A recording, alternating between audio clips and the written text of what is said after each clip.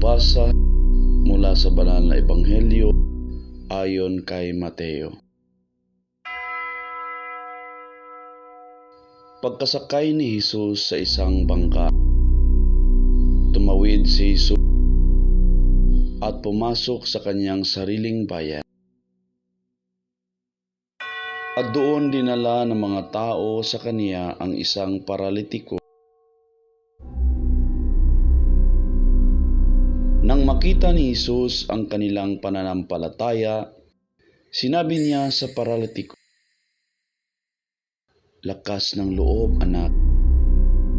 Ang iyong mga kasalanan ay pinatawad na."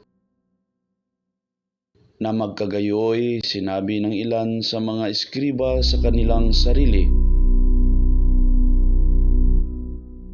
"Ay namumusong."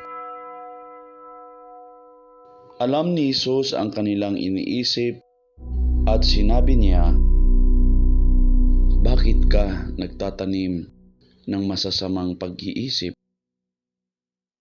Alin ang mas madaling sabihin? Ang iyong mga kasalanan ay pinatawad, o ang sabihin,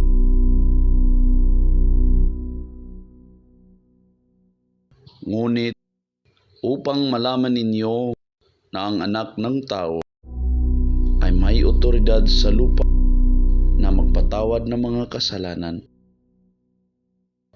Pagkatapos ay sinabi niya sa paralitiko, "Tumayo ka, kunin mo ang iyong stretcher at umuwi ka." Tumayo siya at umuwi.